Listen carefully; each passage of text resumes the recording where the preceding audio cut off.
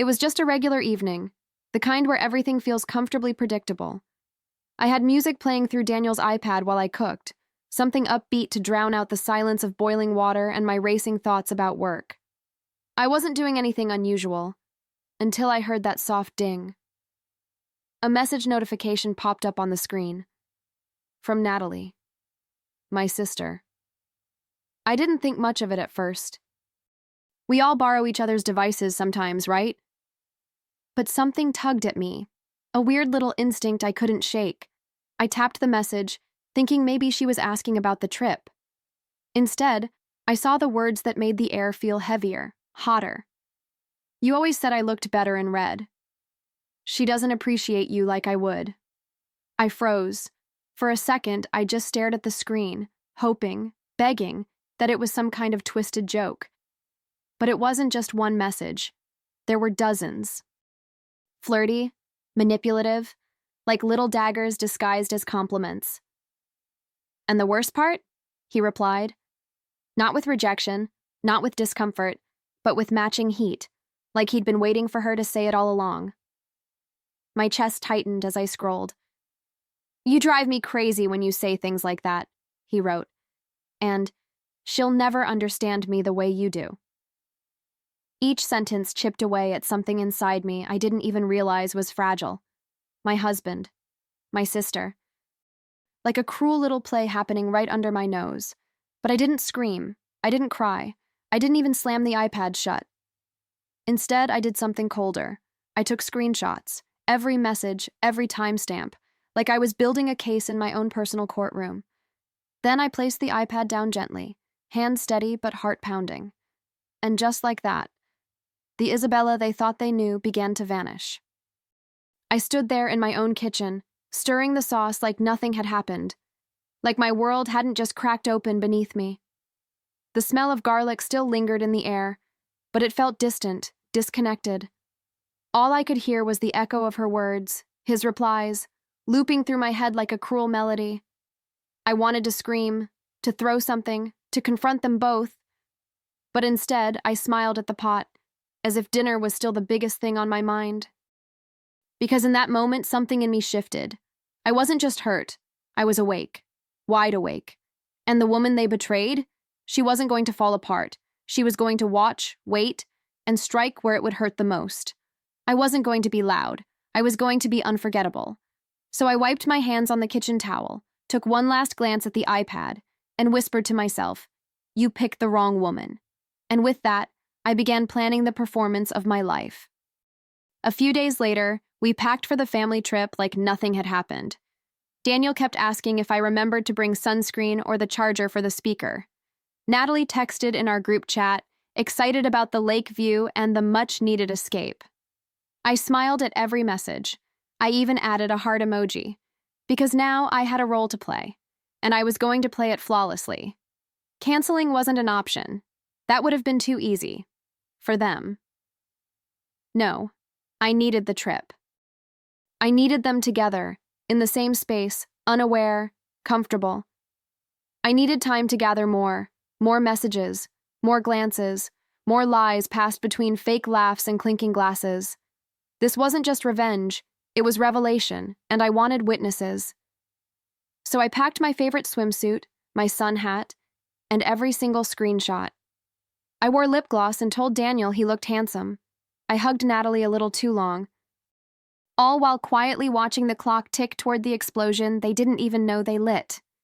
The lake house was stunning. Big wooden beams, a dock that kissed the water, and a fire pit surrounded by those cozy Adirondack chairs.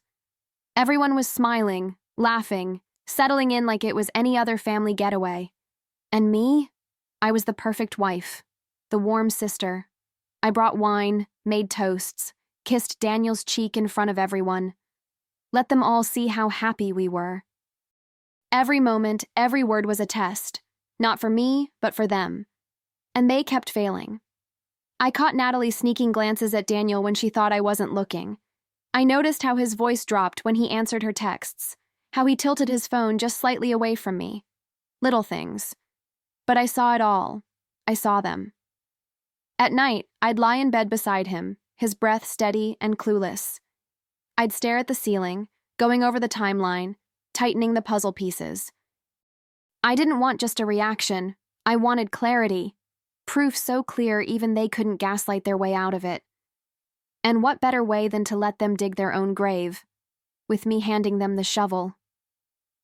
During one of our lazy afternoons by the lake, Natalie sat beside me on the deck, twirling her straw through her iced tea like a teenager with a secret. She asked me how things were between Daniel and me, real casual, real sisterly. I told her, with a smile so wide it hurt my cheeks, that we were stronger than ever. She nodded, pretending not to flinch, but I saw it. I wanted her to feel the heat crawling up her neck. Meanwhile, Daniel was busy making himself useful, grilling, fixing the broken hammock, being everyone's favorite guy. Too bad none of them knew they were watching the star of a slow-motion train wreck. Every laugh he gave her, every innocent walk to the shed to grab firewood together.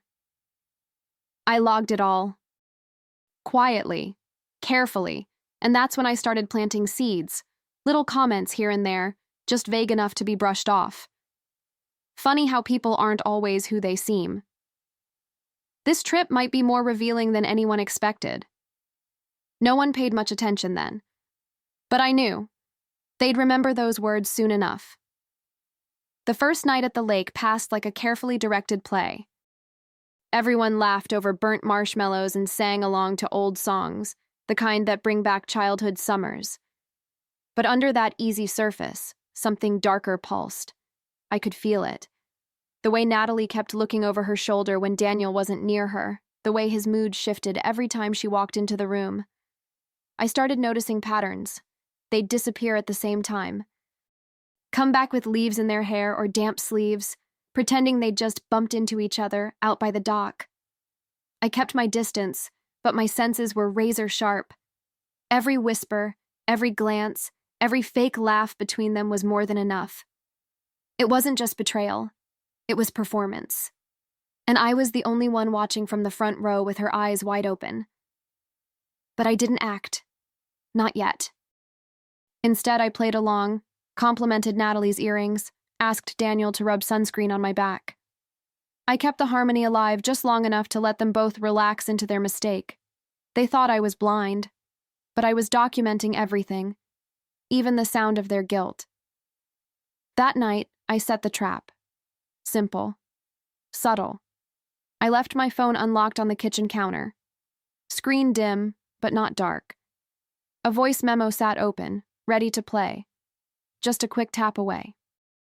It was a recording I'd made the night before when I heard whispers outside my bedroom door. I'd slipped my phone under the crack and hit record. I didn't expect much, but what I got was gold. Daniel's voice, low and nervous. "She'll never find out if you play it smart." Then Natalie, soft but bitter. "I'm only staying until after the trip." It was surreal hearing them plot like villains in a cheap soap opera, except it was my life, my marriage, my blood. I didn't cry when I listened to it. I didn't even blink. I just pressed save and waited. I made sure to time it perfectly, during breakfast when the family was drifting in and out of the kitchen. My mom was the first to hear it. She paused mid-sip, eyebrows pulled tight. Then my dad, a cousin. One by one, they started gathering, drawn in by the voice of the man they all respected, and the sister no one would have suspected. I didn't say a word. I just stood at the sink pretending to rinse a mug, listening as the air thickened behind me. No one spoke at first, not even a cough.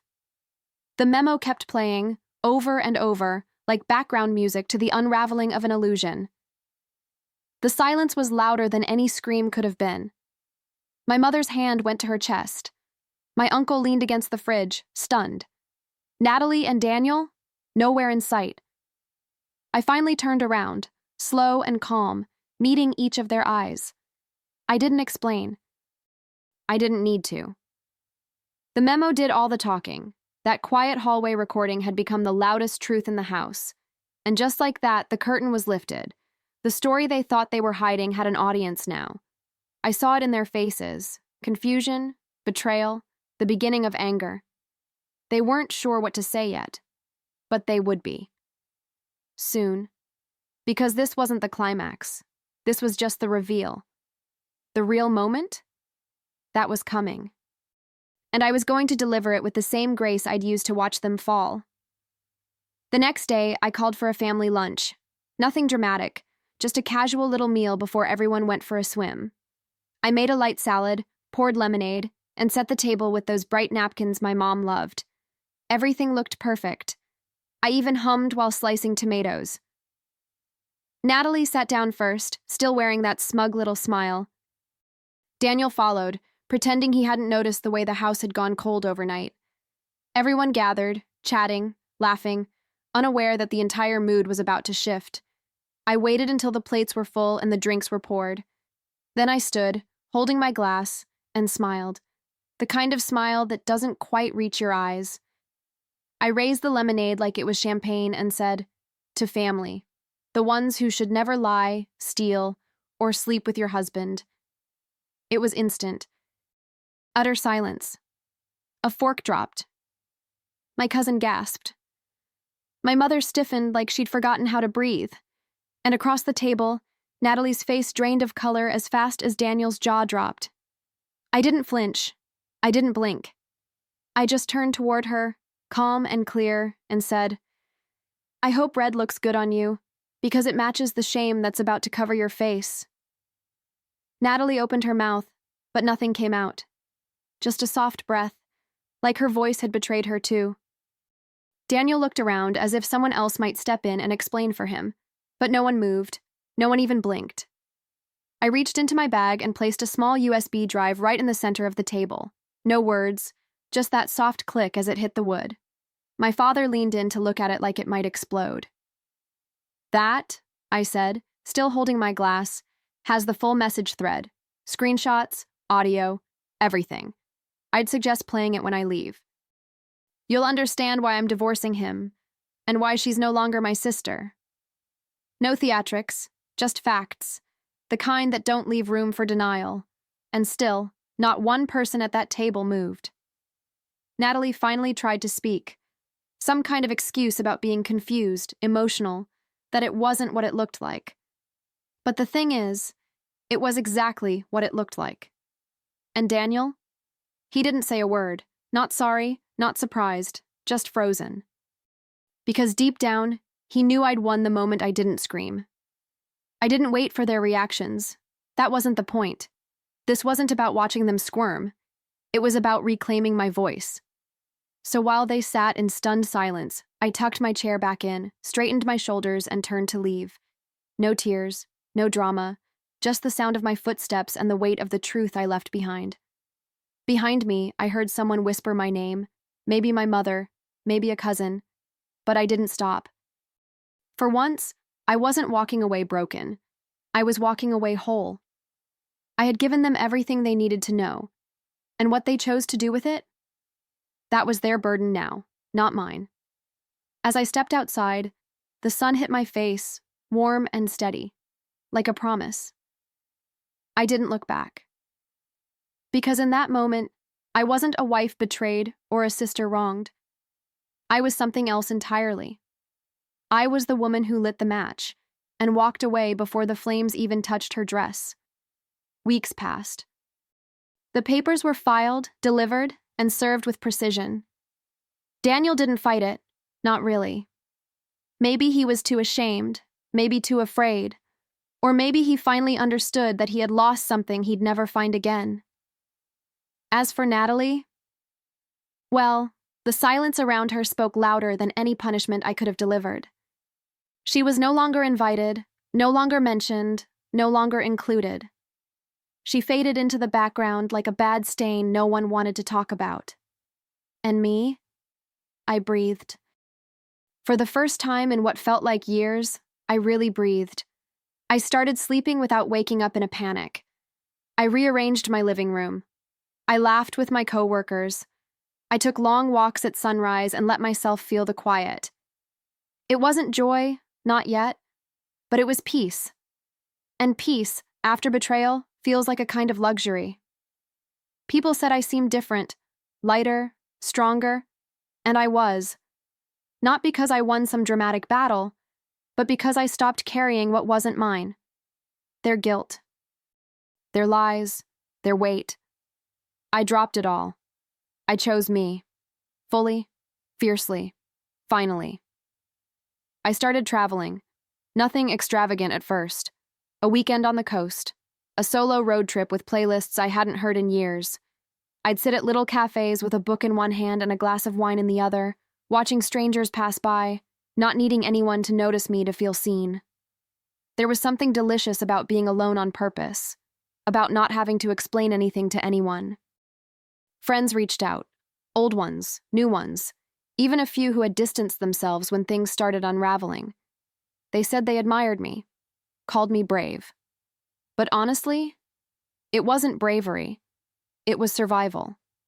A decision I made every morning when I opened my eyes and chose not to live small. Then, one evening, as the sun slipped into the ocean like it was trying to hide, I got a message from someone I hadn't heard from in years. An old flame. Simple. Unexpected. Heard you're single again. I never stopped thinking about you. And I smiled, not because I missed him, not because I needed anyone, but because I finally knew what I didn't need. I stared at that message for a while, not because I didn't know what to say, but because for the first time I wasn't rushing to fill the silence. I sipped my wine, tucked a strand of hair behind my ear, and typed slowly. I'm not looking for someone new, but I'm definitely done with the old. Then I hit send and smiled to myself, not because of him, but because of me. The woman I used to be, the one who dimmed her light to make others comfortable, who made excuses for betrayal, who confused loyalty with silence. She's gone. And what took her place? A woman who listens to her instincts, speaks her truth, and chooses herself, unapologetically. That's the thing about betrayal. It breaks you. But if you're lucky, if you're really beautifully lucky, it breaks you open. And from that place, you don't just heal, you rise.